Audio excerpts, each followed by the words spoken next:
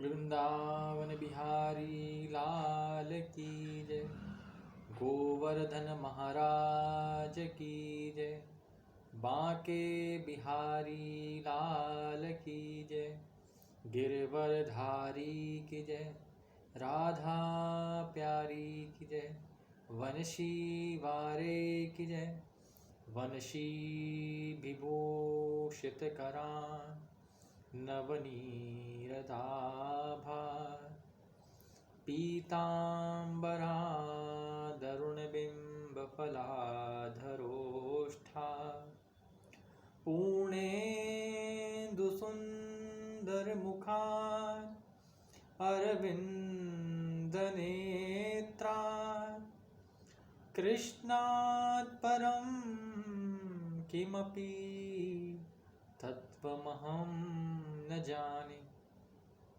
मूकं करोति वाचालं पङ्गुं लङ्घयते गिरिं यत्प्रातमहं वन्दे परमानन्दमाधवम्। जय जय श्री राधारमण, जय जय नवल किशोर, जय गोपी चित्तचोर प्रभु, जय जय माखन चोर, जय जय माखन चोर, जय जय माखन चोर।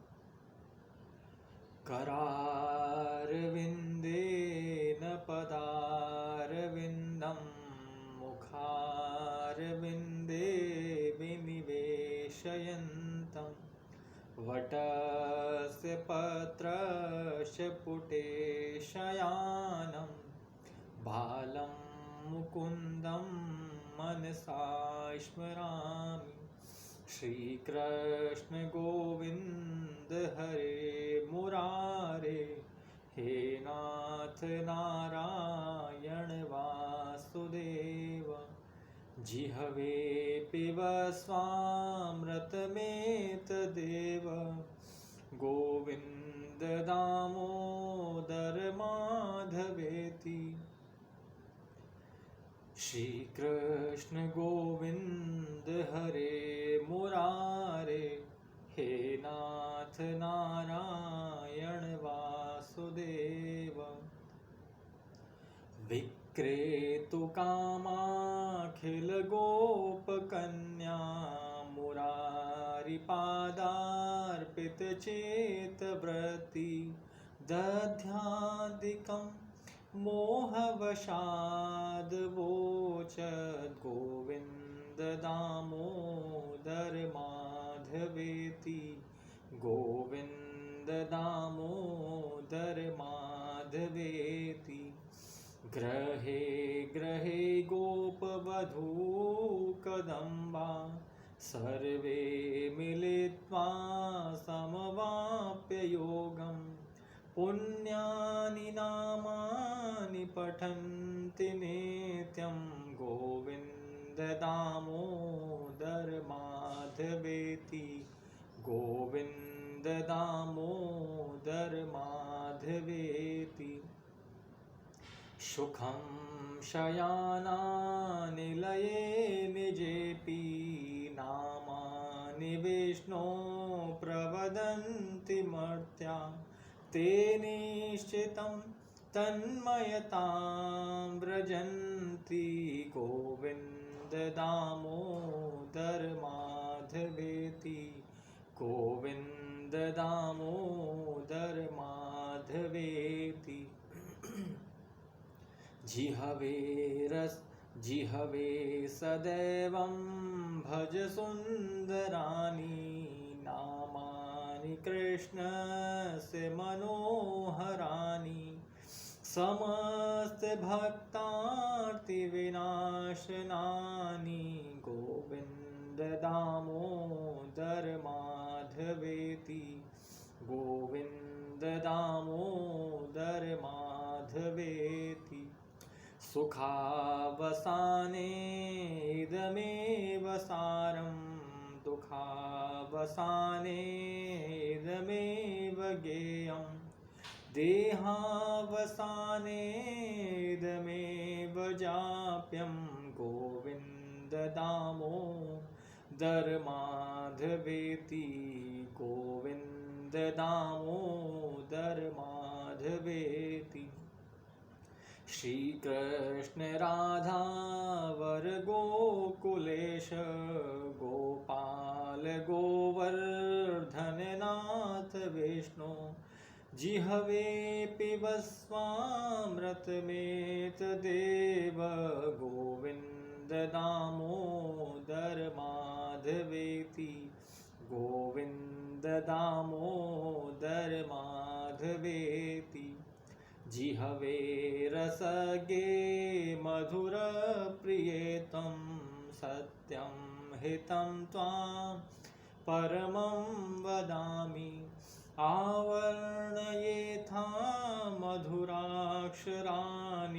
गोविन्द दामोदर माधवेति गोविन्द दामोदर माधवेति।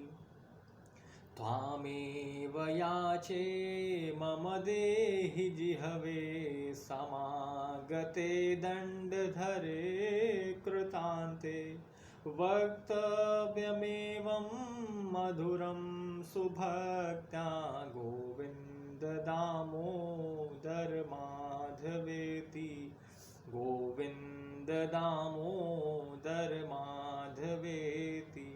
श्री कृष्ण गोविन्द हरे मुरारे हे नाथ नारायण वासुदेव हे नाथ नारायण वासुदेव हे नाथ नारायण वासुदेव। बोले वासुदेव भगवान की जय, बोले नारायण भगवान की जय, बोले दामोदर भगवान की जय।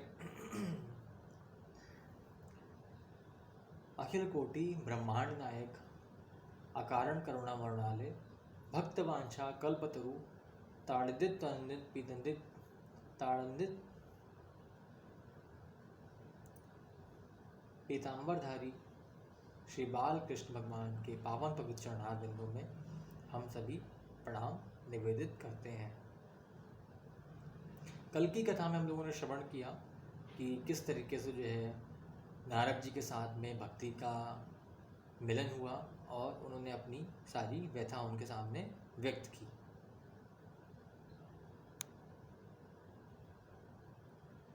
तो अब किस तरीके से जो है उन्होंने सारी अपनी व्यथा जो है नारद जी के सामने रख दी और नारद जी ने जो है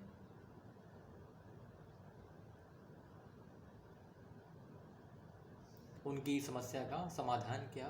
किस तरीके से समाधान किया, आइए आगे के श्लोकों में हम लोग इसका वर्णन सुनते हैं।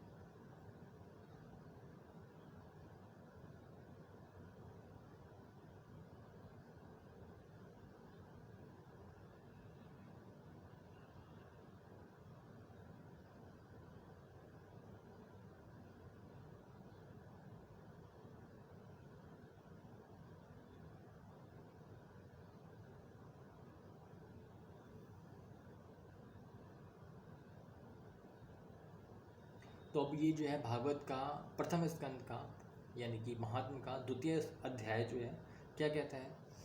पहला श्लोक है, वृथा खेदयसे बाले अहो चिंतातुरा कथम श्री कृष्ण चरणाम्बोजम स्मर दुखम गमिष्यति। नारद जी कहते हैं भक्ति से, हे बाले तुम व्यर्थ ही अपने को क्यों खेद में डाल रही हो, अरे तुम इतनी चिंतातुर क्यों हो। भगवान श्री कृष्ण के चरण कमलों का चिंतन करो, उनकी कृपा से तुम्हारा सारा दुख दूर हो जाएगा। दूसरा श्लोक क्या कहता है, द्रौपदी च परित्राता येन कौरव कश्मलात् पालिता गोप सुंदर्य सा कृष्ण क्वापि नो गता। जिन्होंने कौरवों के अत्याचार से द्रौपदी की रक्षा की तथा गोप सुंदरियों को सनाथ किया, वे श्री कृष्ण कहीं चले थोड़ी ना गए हैं। तीसरा श्लोक कहता है, त्वं तु भक्ति प्रिया तस्य सततं प्राणतोऽधिका त्वया हूतस्तु भगवान् याति नीच ग्रहेष्वपि। फिर तुम तो भक्ति हो और सदा उन्हें प्राणों से भी प्यारी हो, तुम्हारे बुलाने पर तो भगवान नीचों के घरों में भी चले जाते हैं। चौथा श्लोक कहता है, सत्यादि त्रियुगे बोध वैराग्यो मुक्ति साधको कलौ तु केवला भक्तिर ब्रह्म सायुज्य कारणी। सत्य, त्रेता और द्वापर, इन 3 युगों में ज्ञान और वैराग्य मुक्ति के साधन थे, किंतु कलयुग में तो केवल भक्ति ही ब्रह्म सायुज्य यानी कि मोक्ष की प्राप्ति कराने वाली है। 5वां श्लोक क्या कहता है, इति निश्चित चिद्रूप सद्रूपां त्वां ससर्जः परमानंद चिन्मूर्ति सुंदरीं कृष्ण बल्लभां। यह सोचकर ही परमानंद चिंतमूर्ति ज्ञान स्वरूप श्री हरि ने अपने सत्य स्वरूप से तुम्हें रचा है, तुम साक्षात श्री कृष्णचंद्र की प्रिय और परम सुंदरी हो। 6वां श्लोक कहता है, बद्ध्वांजलिं त्वया पोष्टं बद्ध्वांजलिं त्वया पृष्टं किं करोमीति चैकदा त्वां तदा ज्ञापय कृष्णो मद्भक्तान् पोषयेति च। एक बार जब तुमने हाथ जोड़कर पूछा था कि मैं क्या करूं, तब भगवान ने तुम्हें यही आज्ञा दी थी कि मेरे भक्तों का पोषण करो। 7वां श्लोक क्या कहता है, अंगीकृतं त्वया तद्वे प्रसन्नो बुद्ध स्थिरदिदा मुक्तिं दासिं ददौ तुभ्यं ज्ञान वैराग्य का विमोह। तुमने भगवान की वह आशा और आज्ञा स्वीकार कर ली, इससे तुम पर श्री हरि बहुत प्रसन्न हुए और तुम्हारी सेवा करने के लिए मुक्ति को तुम्हें दासी के रूप में दे दिया और इन ज्ञान वैराग्य को पुत्रों के रूप में। 8वां श्लोक क्या कहता है, पोषणं स्वेन रूपेण वैकुंठे त्वं करोषि च भूमो भक्त विपोषाय छाया रूपम त्वया कृतम। तुम अपने साक्षात रूप से बैकुंठ धाम में ही भक्तों का पोषण करती हो, भूलोक में तो तुमने इसकी पुष्टि के लिए केवल छाया रूप धारण कर रखा है। 9वां श्लोक क्या कहता है, मुक्तिं ज्ञानं विरक्तिं च सह कृत्वा गता भुवि कृतादि द्वापरास्यान्तं महानंदेन संस्थिता। तुम मुक्ति, ज्ञान और वैराग्य को साथ लिए पृथ्वी तल पर आई और सतयुग से द्वापर पर्यंत बड़े आनंद में रही।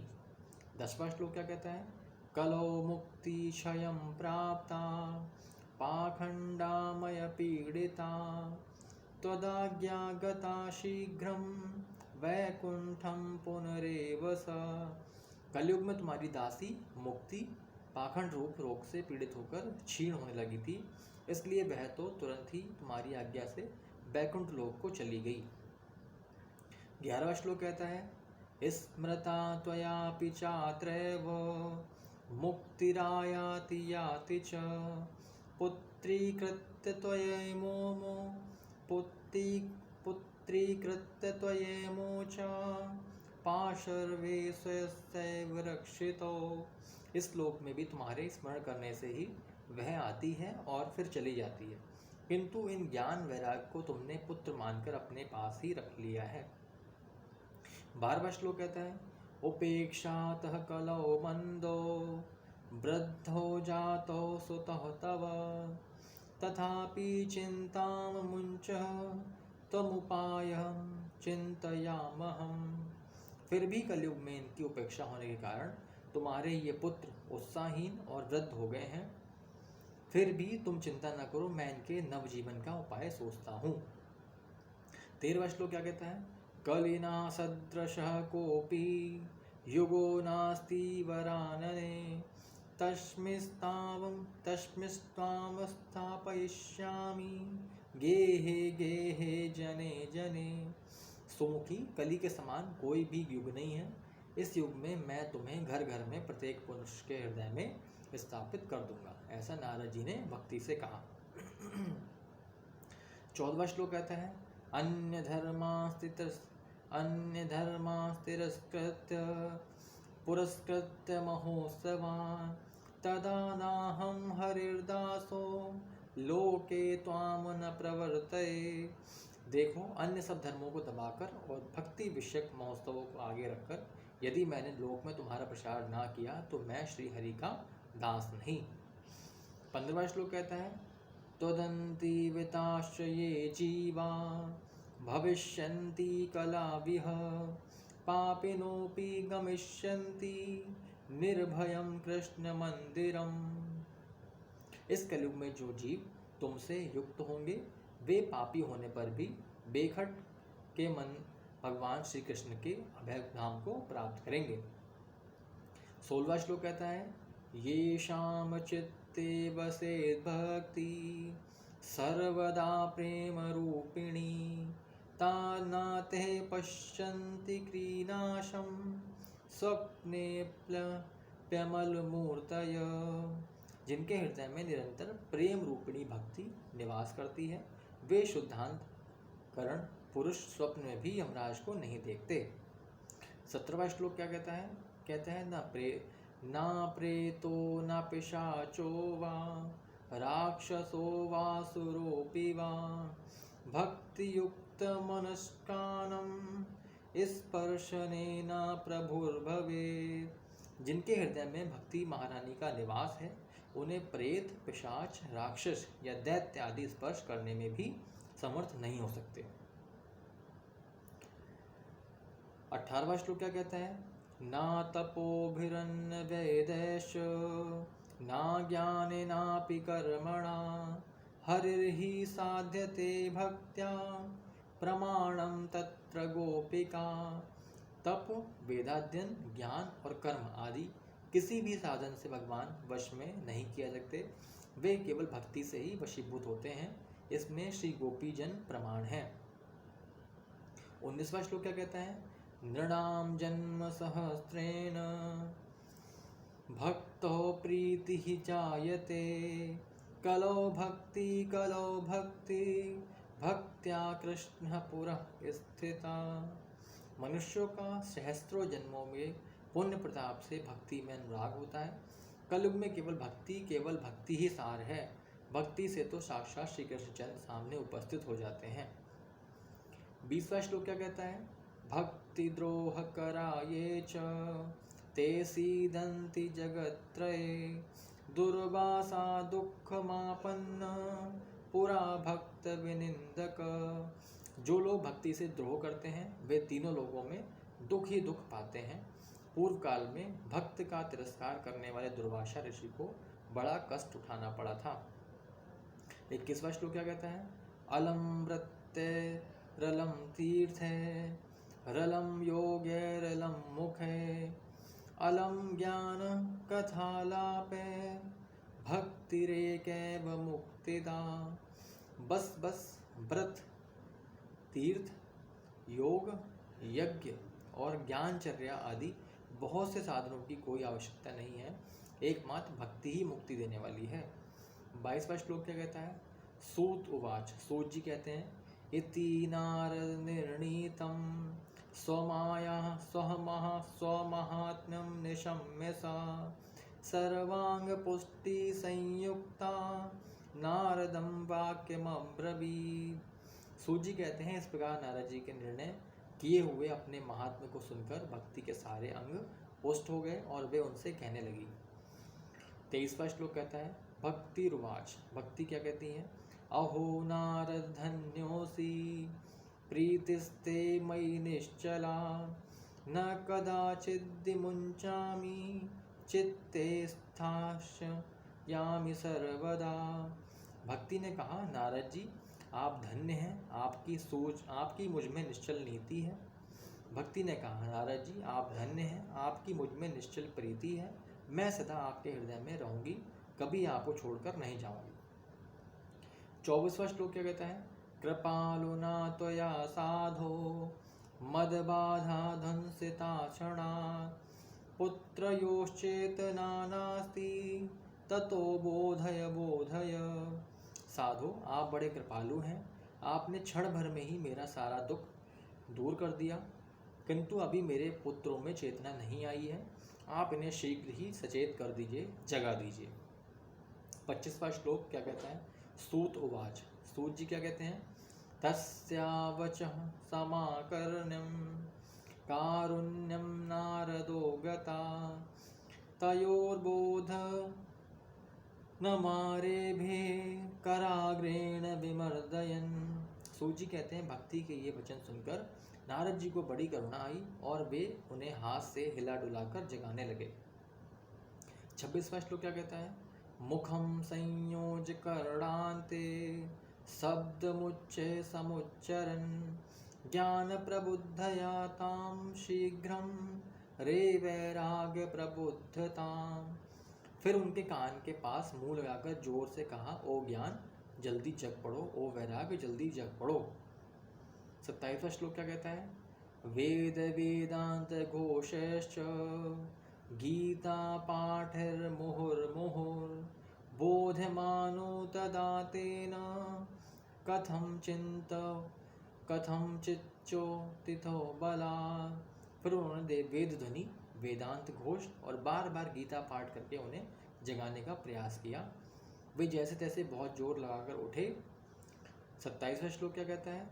नेत्रैरनवलोकन्तो जृम्भन्तो सालसा बुभो वक्वत्परितो प्रायः शुष्ककाष्ठ समांगको। किंतु आलस्य के कारण वे दोनों जम्हाई लेते रहे, नेत्र उघाड़कर देख भी नहीं सके। उनके बाल बगलों की तरह सफ़ेद हो गए हैं, उनके अंग प्रायः सूखे काठ के समान निस्तेज और कठोर हो गए थे। 28वां श्लोक क्या कहता है? छुच्छामो तो निरीक्षैव पुनः स्वाप परायणो ऋषिश्चिंता परो जातः किम विधेयं मयेति च। इस प्रकार भूख प्यास के मारे अत्यंत दुर्बल होने के कारण उन्हें फिर सोते देख नारद जी को बड़ी चिंता हुई और वे सोचने लगे कि अब मुझे क्या करना चाहिए।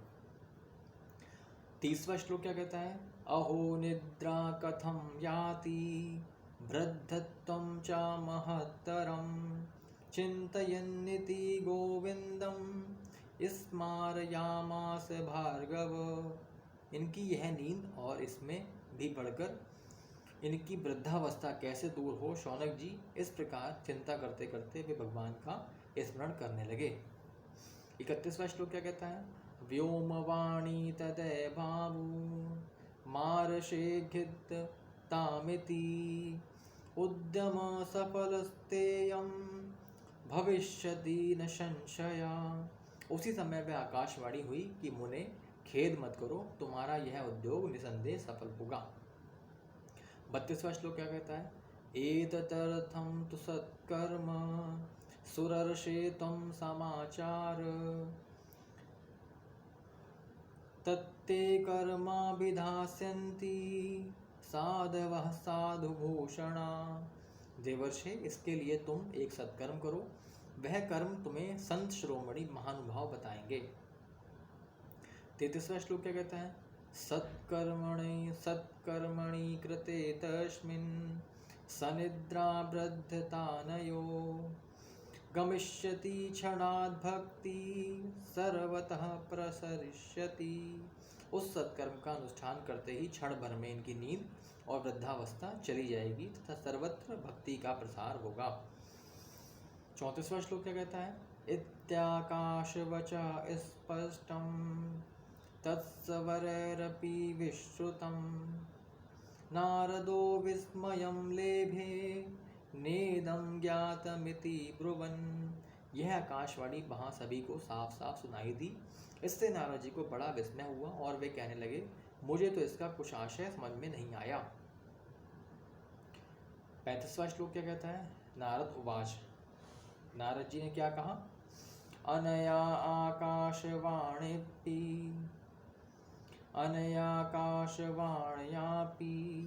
गोप्यत्वेन निरूपितं किं वा तत्साधनं कार्यं येन कार्यं भवेत्तयो।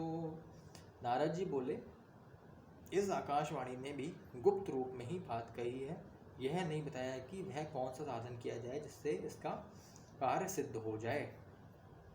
36वां श्लोक क्या कहता है? क्व भविष्यन्ति सन्तस्ते कथं दास्यन्ति साधनं मयात्र किं प्रकर्तव्यं यदुक्तं व्योम भाषया। वे संत ना जाने कहाँ मिलेंगे और किस प्रकार उस साधन को बताएंगे। अब आकाशवाणी ने जो कुछ कहा है उसके अनुसार मुझे क्या करना चाहिए। श्लोक नंबर 37। सूत उवाच, सूत जी ने क्या कहा? तत्र द्वावपि संस्थाप्य निर्गतो नारदो मुनि तीर्थं तीर्थं विनिष्क्रम्य पुष्प्रक्षन् मार्गे मुनीश्वरान्। सूत जी कहते हैं, शौनक जी तब ज्ञान वैराग्य दोनों को वहीं छोड़कर नारद मुनि वहां से चल पड़े और प्रत्येक तीर्थ में जा जाकर मार्ग में मिलने वाले मुनीश्वरों से यह साधन पूछने लगे। 38वां श्लोक क्या कहता है? वृत्तांत श्रूयते सर्वे किंचिन्निश्चितयं नोच्यते असाध्यं केचन प्रोचुर्द गेयमिति चापरे मूकी भूतास्तथा नेतु कियंतस्तु पलायता। उनकी उस बात को सुनते तो सब थे, किंतु उसके विषय में कोई कुछ भी उत्तर निश्चित रूप से नहीं दे पाता था। किन्हीं ने उन्हें असाध्य बताया, कोई बोले इसका ठीक ठीक पता लगाना ही कठिन है, कोई सुनकर चुप रह गए और कोई तो अपनी अवज्ञा होने के भय से बात को टाल टूल कर खिसक गए। 39वां श्लोक क्या कहता है? हाहाकारो महानासी त्रैलोके विस्मयावह वेद वेदांत घोषश्च गीता पाठैर्विबोधितम्। इसी के साथ में 40वां श्लोक भी जोड़ दिया है। भक्ति ज्ञान विरागानां नोदतिष्ठन्त्रिकं सदा उपायो नापरोस्तीति कर्णे कर्णे जपज्जना। त्रिलोकी में महान आश्चर्यजनक हाहाकार मच गया। लोग आपस में कानाफूनी करने लगे। भाई, जब वेद ध्वनि, वेदांत घोष और बार बार गीता पाठ सुनाने पर भी भक्ति ज्ञान और वैराग्य ये तीनों नहीं जगाए जा सके, तब और कोई उपाय नहीं है।